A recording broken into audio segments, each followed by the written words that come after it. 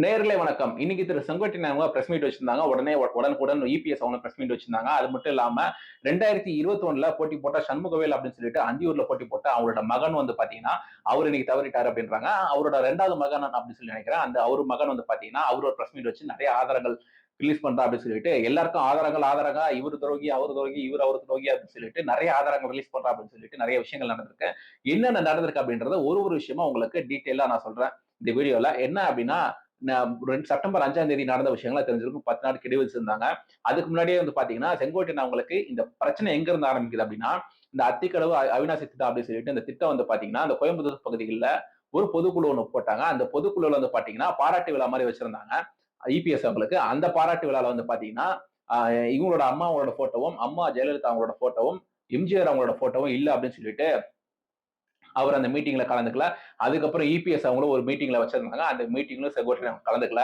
அதுக்கப்புறம் பாத்தீங்கன்னா அது வந்து ஆகஸ்ட் அந்த டயத்துல இருந்து வருது. ஒரு 3 மாசம் வந்து செப்டம்பர் 5ஆம் தேதி வரைக்கும் ஒரு 3 மாசம் செங்கோட்டையன் அவங்க அதிருப்தியில இருக்கிறார் அதிருப்தியில அப்படின்னு சொல்லிட்டு விஷயங்கள்லாம் பார்த்தோம்.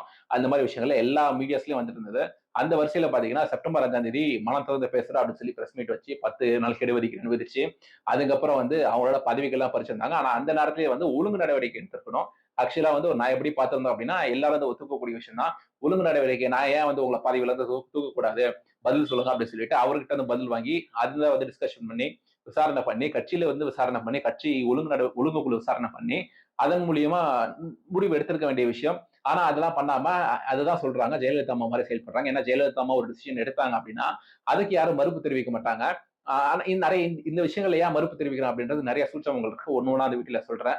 சோ அந்த மாதிரி விஷயங்களை சொல்ல அதுக்கப்புறம் அவங்க வந்து கட்சியில இருந்து செங்கோட்டையன் அவங்க என்ன முடிவு பண்றாங்கன்னா கட்சியில இருந்து இவங்களா நிக்கட்டும் அப்படின்னு சொல்லிட்டு அவரும் நிறைய விஷயங்கள் பண்றாங்க. ஏன்னா அப்படின்னா ஓபிஎஸ் அவங்களாம் வந்து பாத்தீங்கன்னா உறுப்பினராக வந்து அடிப்படை உறுப்பினர் வந்து நீக்கம் வந்து அதே செயற்குழு கூட்டத்துல வந்து பாத்தீங்கன்னா செங்கோட்டையன் அவங்களும் இருந்தாங்க. அது எல்லாருக்கும் தெரிஞ்சதுதான்.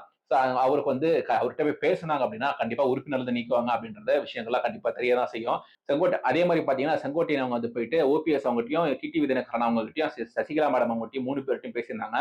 சோ 3 பேரும் வந்து எல்லா டிடிவி தினகரன் அவங்க பாத்தீங்கன்னா அம்மா இருக்கும் வந்து கட்சியில இருந்து நீக்கினவங்க. அதுக்கப்புறம் பாத்தீங்கன்னா இவங்க 2 பேர் வந்து பாத்தீங்கன்னா இபிஎஸ் வந்ததுக்கு அப்புறம் கட்சியில இருந்து நீக்கிருக்காங்க. சோ எல்லாம் நீக்கப்பட்டவங்க கூட போய் பேசியிருக்கனால உங்களை நீக்கிறோம் அப்படின்னு சொல்லிட்டு நீக்க அதுக்கப்புறம் வந்து என்ன சொல்றாங்க அப்படின்னா அந்தியூர் அப்படின்ற தொகுதியில வந்து பாத்தீங்கன்னா எல்லாம் வந்து நாங்க சேவல் சின்னம் இருந்தது. சேவல் சின்னம் அந்த போட்டோ போஸ்டர் வைக்கிறேன் பாருங்க. ஒரு பழைய போஸ்டர் தேடி கண்டுபிடிச்சேன்.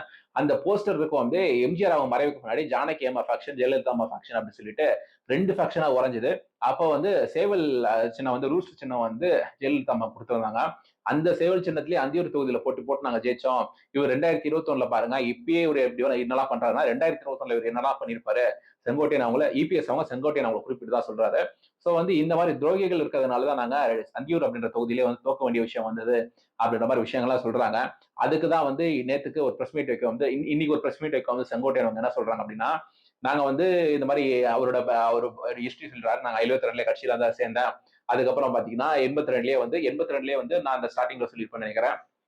1982லயே வந்து எம்ஜிஆர் 12 இளைஞர்கள் அமைச்சரவை ஆக்கணும்னு சொல்லி பாக்குறாரு அவரோட அமைச்சரவையில. அப்போ முதல்ல இருந்த பேர் வந்து செங்கோட்டையன். அப்பயே வந்து பாத்தீங்கன்னா அவர் சீனியரா இருந்திருக்காங்க. ஓபிஎஸ் அவங்க எல்லாம் பாத்தீங்கன்னா இபிஎஸ் அவங்க மினிஸ்டர் ஆகிறதுக்கு முன்னாடி ஒரு சீனியரா இருந்திருக்காங்க. டிடிவி தினகரன் வந்து சீனியரா இருந்திருக்காங்க. அந்த சீனியாரிட்டி பிரச்சனை தான் இப்போ அந்த இபிஎஸ் அவங்கள வந்து சிஎம் பேச ஆகிறதுக்கு பொது பொருளாளர் பேச வந்து ஏற்கிறதுக்கு ஒரு ஈகோ கிளாஷா இருக்கு. அதுல என்ன சொல்றாங்க அப்படின்னா 2016ல வந்து பாத்தீங்கன்னா இஎம்ஆர் ராஜா அப்படின்னு சொல்லிட்டு ஒரு கேண்டிடேட் ஒரு 3% வித்தியாசத்துல 3% வாக்கு ஜாஸ்தியா எடுத்து 2014ல ஜெயிச்சிருந்தாங்க. அந்த இஎம்ஆர் ராஜாக்கு வந்து பாத்தீங்கன்னா 2021 சட்டமன்ற தேர்தல அவருக்கு சான்ஸ் கிடைக்கல. சண்முகவேல் அப்படின்னு சொல்லிட்டு சண்முகவேல் கேஎஸ் அப்படின்றவருக்கு அந்த வாய்ப்பு அப்படி கிடைக்குது. எம்எல்ஏ சீட் வாய்ப்பு கிடைக்குது. ஆனா அவர் வந்து பாத்தீங்கன்னா ஒரு 0.5% புள்ளி 5-6% இந்த சதவீதத்துல வந்து அவரோட வெற்றி வாய்ப்பு இறந்துறாரு. ஒரு 1500 வாக்குல வந்து இந்த வெற்றி வாய்ப்பு இறந்துறாரு.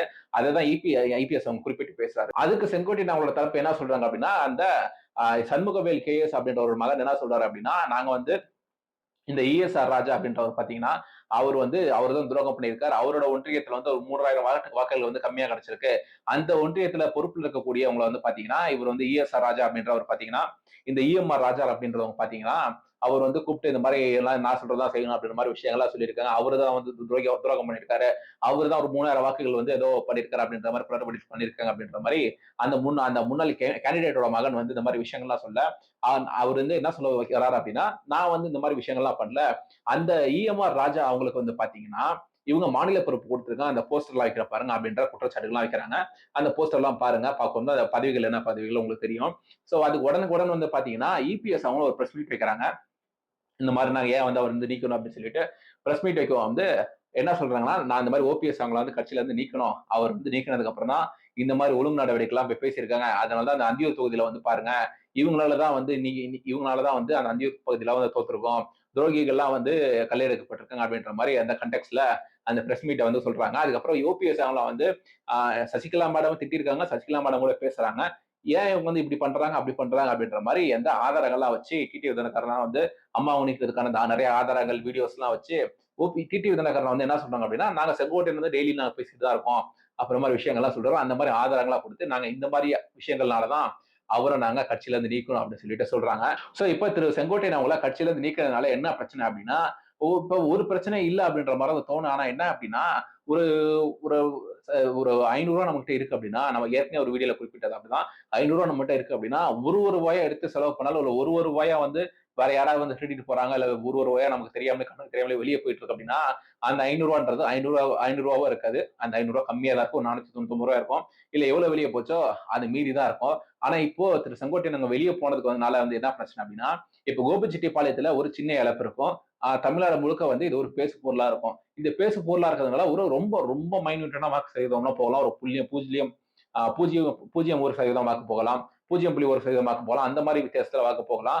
ஆனா இப்ப திரு செங்கோட்டையன் அவங்க வந்து திருப்பி டிடிவி தினகரன் அவங்க போயிட்டு, ஓபிஎஸ் அவங்க டிடிவி தினகரன் அவங்ககிட்ட போயிட்டு, சசிகலா அவங்கலாம் டிடிவி தினகரன் அவங்ககிட்ட போயிட்டு, இவங்க 4 பேர் சேர்ந்து ஒரு கட்சி ஆரம்பிச்சு, இல்ல ஏதோ ஒரு அணி அமைச்சு எல்லாம் 234 தொகுதியில வந்து போட்டி போடுறாங்க அப்படின்னா, அது யாருக்கு பின்னாடியா இருக்கும் அப்படின்னா, அம்மா அவங்களுக்கு 2016ல வந்து யாரெல்லாம் வாக்கு செஞ்சாங்களோ, அந்த 2021ல பாத்தீங்கன்னா, டிடிவி தினகரன் அவங்களுக்கு 3% வாக்கு போச்சு. அந்த ஏடிஎம்கே வந்து தோத்த வாக்கு சதவீதம் பார்ப்போம் வந்து 4%. அந்த பெர்செப்ஷன்ல 1, 2 வாக்கு சதவீதம் போயிருக்கும். டிடிவி தினகரன் அவங்க இங்க இருந்திருந்தாங்க அப்படின்னா, நிறைய தொகுதிகளில வந்து ஏடிஎம்கே வந்து இன்னும் எம்எல்ஏ கேண்டிடேட் ஜெயிச்சிருந்திருப்பாங்க. இந்த டிஎம்கேக்கு மெஜாரிட்டி கிடைச்சது. அந்த மெஜாரிட்டின்றது கிடைக்காம போயிருக்கும். சோ இந்த மாதிரி பார்க்கவும் வந்து ஒருத்தரா வெளியே போனது ஆல்ரெடி இவங்க போனா போயிட்டு போறாங்க, அவங்க போனா போயிட்டு போறாங்க அப்படின்னு சொல்லிட்டு ஆல்ரெடி பார்த்துட்டு வந்தோம். இப்ப நம்ம நாளாயிடுச்சு. செங்கோட்டையன் அவங்களும் ஒரு ஃபேஸா இருக்காங்க. அந்த ஃபேஸா இருக்கிறதுனாலதான் வந்து இபிஎஸ் அவங்களும் வந்து ஒரு பிரஸ் மீட் வைக்கிறாங்க.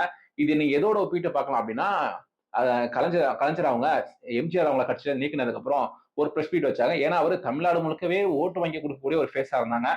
டிஎம்கேக்கு. அதுக்கப்புறம் அதை வந்து எப்படி ப்ரூவ் பண்ணலாம் அப்படின்னா, கண்டினியூஸா அதுக்கப்புறம் 3 எலெக்ஷன்ல வந்து ஒரு எலெக்ஷன்ல பிரச்சாரமே பண்ணாம ஜெயிச்சாங்க.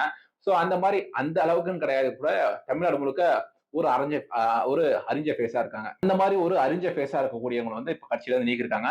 இவங்க 4 பேர் வந்து பாத்தீங்கன்னா தமிழ்நாடு முழுக்க ஒரு அறிஞ்ச ஃபேஸா தான் இருக்காங்க. ஒரு அறிஞ்ச முகமா தான் இருக்காங்க. இவங்க வெளியே இருக்க 4 பேருமே வந்து பாத்தீங்கன்னா இப்ப என்ன செய்ய போறாங்க, அவங்களோட முடிவுகள் என்னவா இருக்கும் அப்படின்றதெல்லாம் பொறுத்து தான் பார்க்கணும். இதுல ஒரு விஷயம் இன்ட்டு கொடுக்குறாரு திரு செங்கோட்டையன் அவங்க. என்ன அப்படின்னா, ஏன் என்ன கட்சியிலிருந்து நீக்கினாங்க அப்படின்ற மாதிரி சொல்றாங்க. ஆனா என்னோட விஷயம் என்னவா இருக்கும் அப்படின்னா, நான் சொல்றது என்னவா இருக்கும்னா, சட்ட போராட்டம் பண்றாங்க அப்படின்னா, அது என்ன பொறுத்த அளவுக்கு அது கை கொடுக்காது. ஏன்னா ஏற்கனவே ரெட்டல சின்னத்துக்கு சசிகலா மேடம் ஒரு கேஸ் இருக்கு. ஓபிஎஸ் அவங்க ஒரு கேஸ் வச்சிருக்காங்க. ரெட்டல சின்னத்துக்கு டிடிவி தினகரன் அவங்க ஒரு கேஸ் வச்சிருக்காங்க. எல்லாரும் இவங்க 3 பேருமே வந்து ரெட்டல வந்து முடக்கணும், அல்லது எது என்னோடது அப்படின்னு சொல்லிட்டு ஒரு கேஸ் வச்சிருக்காங்க.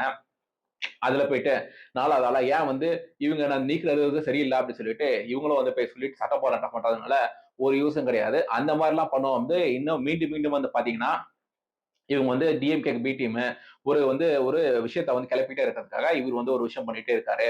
இவர் பாருங்க ஏதோ ஒரு விஷயத்த கிளப்பிட்டே இருக்காரு அப்படின்ற மாதிரி சொல்றதுக்கு வாய்ப்பு இருக்கு. ஏதோ ஒரு அணி அமைக்கிறீங்கன்னா அணி அமைச்சிட்டு அந்த அணியை பலப்படுத்தி எப்படி 2026க்கு வந்து வாக்கு செலுத்தலாம், வாக்கு கூட்டலாம் அப்படின்ற மாதிரி விஷயங்களை நோக்கி போகலாமே தவிர சட்ட போராட்டம் அப்படின்றது ஒரு பலன் தராது. சோ அடுத்தடுத்த வீடியோக்கள்ல எங்கெங்கெல்லாம் உங்களுக்கு வாக்கு சதவீதம் போகும், எப்படிலாம் 2026ல அஃபெக்ட் ஆகும் அப்படின்னு இந்த வாக்கு சதவீதம் பெர்சன்டேஜ் மூலியமா நம்ம அடுத்தடுத்த ஒரு வீடியோஸ் போடுவோம். சேனலுக்கு புதுசா சப்ஸ்கிரைப் பண்ணிக்கோங்க. உங்களோட கமெண்ட் என்ன அப்படின்றத கீழே கமெண்ட் செக்ஷன்ல சொல்லுங்க. இன்னொரு வீடியோல பார்ப்போம். பை.